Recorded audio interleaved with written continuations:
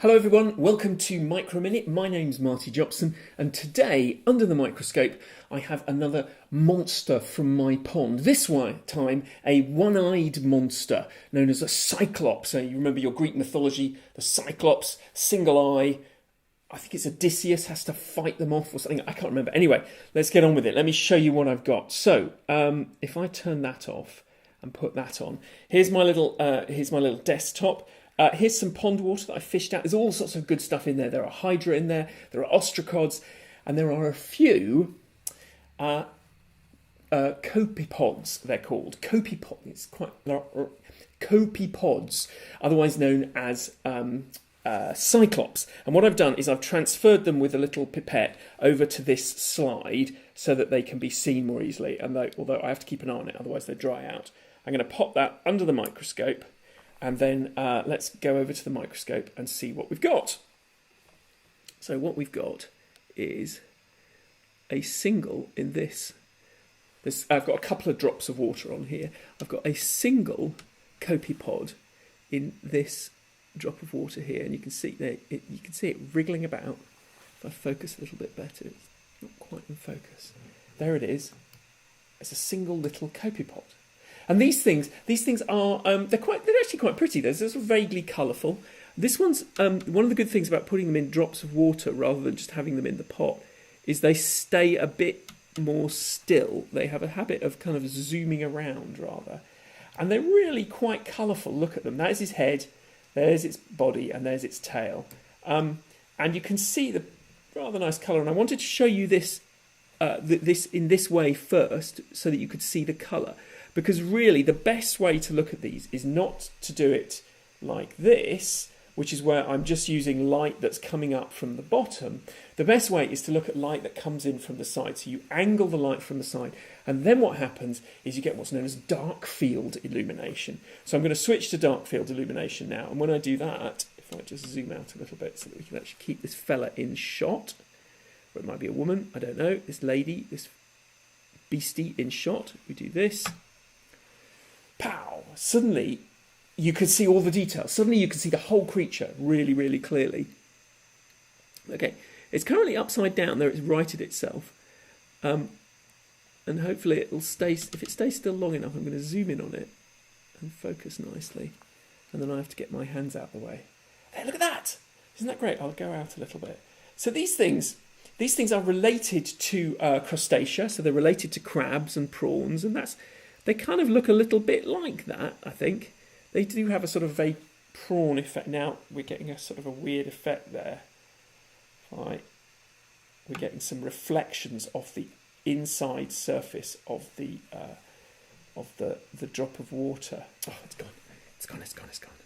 So let's, come on. Where are you? Stay where you are. Stay in the middle. That's it. There's a good fella. There we go. He's upside down, but never mind. So it's got these two massive antennae, its main body, and then the tail's there.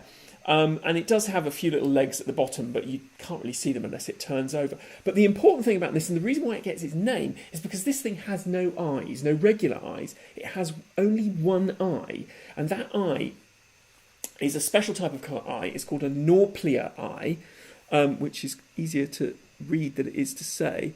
And I'm hoping I can show you the Norplia eye, because the Norplia eye is basically, can you see there's sort of a bit of a dot here. It's actually easier to see when it turns over on its head. There is basically one dot in the middle of its forehead, and that is its eye. It has no other ways of seeing anything. And this eye it's rather peculiar because it's not like other, say, crab eyes, which have got lots of individual bits, like a compound eye, like a fly has. This has really only got one or two, or maybe four light sensing patches, and then sometimes it has a bit of a lens over the top that helps it sort of focus that light. But basically, super simple eye. A lot of crustacea have these when they are in their sort of their formative stages. Right, it was upside down for a moment. I thought I could show you the eye, but I can't. But you can see it's also covered in, again, I had this with the ostracods as well. It's got stuff growing all over the surface of its body. Can you see all this green, this sort of little blobs? And if you look very carefully, they do appear ever so slightly green. These are actually some sort of, I'm not quite sure what they are. They're some sort of algae or something that's just growing on the surface of things. It's just on the surface. There, look, you can see its nuclear eye quite well. If I just adjust the lighting ever so slightly. No, that's not going to help. But its nuclear eye is the dark dot right in the middle of my highlight dot there. Okay, can you see that? And this is behaving, for something this frisky, it's behaving incredibly well. I have got a couple more over here which I can have a look at, just to see if the nuclear eye is a bit clearer. This one's quite clear. Oh, it's turned over. Curses! Here's one. If this one stops wriggling, you can just about make out. Can you see? There. That is its eye. Okay? That there. Oh, it's gone. Hopefully you saw that.